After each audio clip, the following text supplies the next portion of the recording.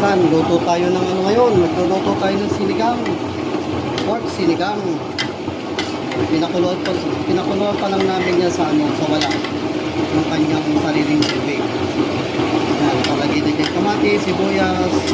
Tapos yung matawag nito, bradyaan. Ito. Pipino. Anong tawag dyan? Yung labanos. Radish. Tingnan mo naman yung itsura. Mamula-mula. Yan, medyo malambot na yung yung gabi. Nakalagay na dyan yung gabi, pati yung radish, sibuyas. Ganyan po kami pag nagsisigang. Hindi po namin tinutubigan ng marami. Pinapalambot pa lang muna namin yan sa sarili niyang tubig. Kasi po yung pork, yung karne, may sariling tubig yan. May sariling patas ng karne. Yan, mga kaibigan, lalagyan na natin ng sabaw yan. Lalagyan na natin ng tubig. Yung sabaw na tubig na galing sa galing doon sa Manila Bay. Kaya pa na kulay, mamula-mula pa rin. Yan, mga kaibigan. Ito na yan.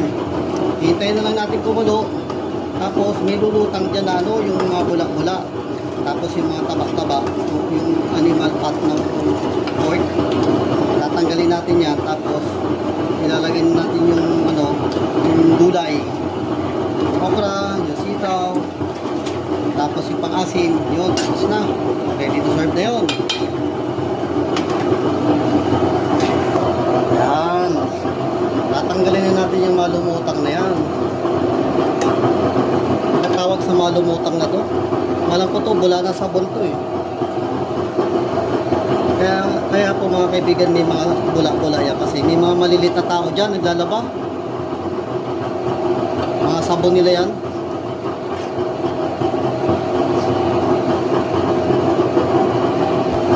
Yan, wala nang dumi sa ibabaw. Wala nang gano'ng sabon. Ito na quality ng pork. Lalagay na natin yung sampalok. Gamit natin ditong sampalok yung sampalok ng Tita's Choice. Maasim din naman yan eh.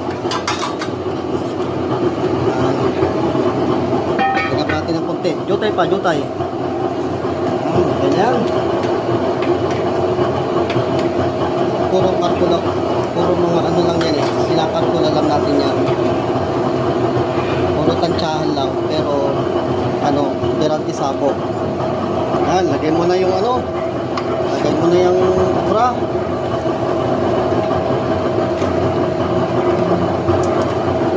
Tapos tutuhin lang natin ng kunti yan.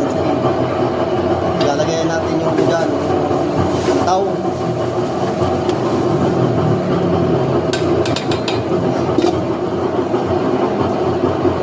Ilagay mo na yung sitaw. Haluin lang natin. Mikos lang natin mga kaibigan. Mikos lang. Takpan muna natin hanggang sa kumulo. Yan. Nga pala mga kaibigan. Hindi ko masyadong niluluto yung half cook lang yan. Yung mga gulay pa sa sinigang.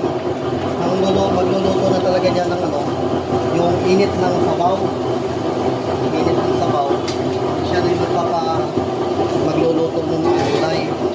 Ang purpose ko po noon, para yung gulay mo malutong, hindi makunat. Subukan nyo po mga kaibigan, ganun gawin nyo. Hindi masyadong luto. Yung magluluto na lang yan, yung patayin na natin yung apoy.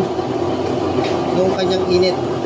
Tingnan nyo, may green pa nga maluluto na yung mamaya. Pag tinakpan mo yan mga ilang minuto lang, tingnan mo, makita mo, luto na. Pero ang po nun, yung gulay mo hindi makunat. Subukan nyo.